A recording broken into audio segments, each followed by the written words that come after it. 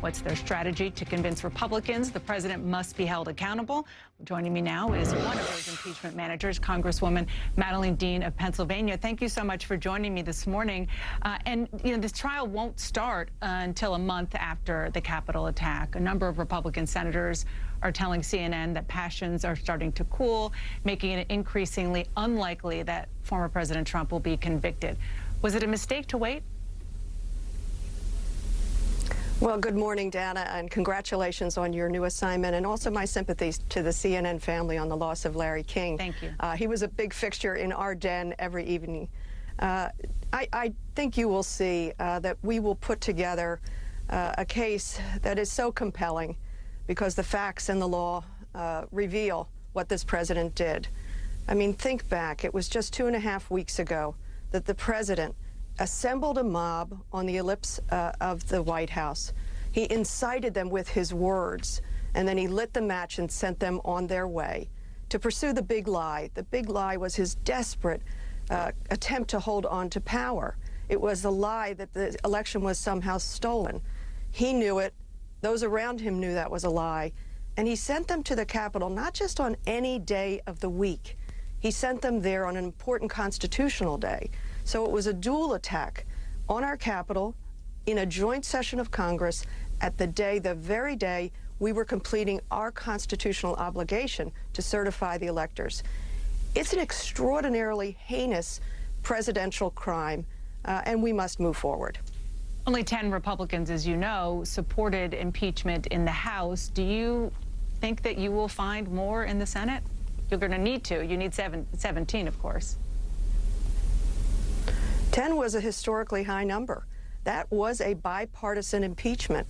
And so I find that to be heartening and encouraging because there was clarity in the folks who voted to impeach the president. Take a look at the words of Liz Cheney, who said he assembled the mob, he incited the mob, and he lit the flame. The president is responsible.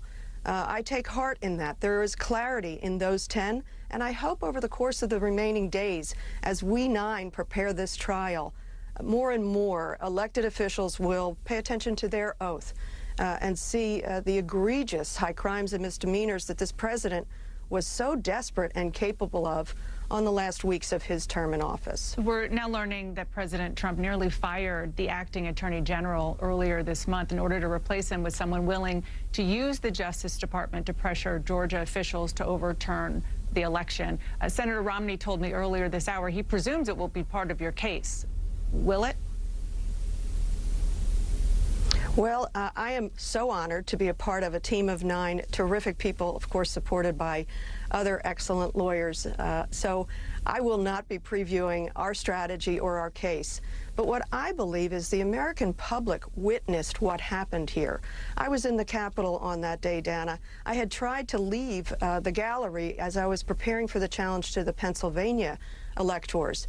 And when I left, I was rebuffed by a very kind Capitol Police officer who said, Cannon House office building is under a bomb threat. Please return to where you were. So I was up in the gallery at the time of the attack. I was there when they said, sit down, prepare to kneel or lie on the floor. Take out your gas masks. Now put your gas masks on. I was there as the pounding on the doors began and the piercing of the doors on the floor of the House took place.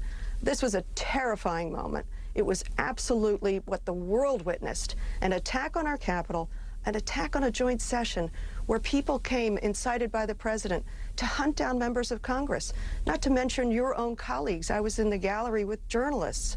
They were asked and chanted, hang Vice President Pence. They sought to assassinate the speaker. This cannot go unanswered. The world has witnessed what has happened. We will put forward a very strong case for impeachment, for disqualification, for conviction. Before I let you go, President Trump's first trial took 3 weeks. Do you think that this one will go faster? I don't know, and I do respect that it is up to the Senate to place those rules. I would expect it would go faster, but I also want to say something that I think that matters. Some people would like us to turn the page. Oh, let's move on. I think that President Biden, the night before he was sworn in, laid down the predicate.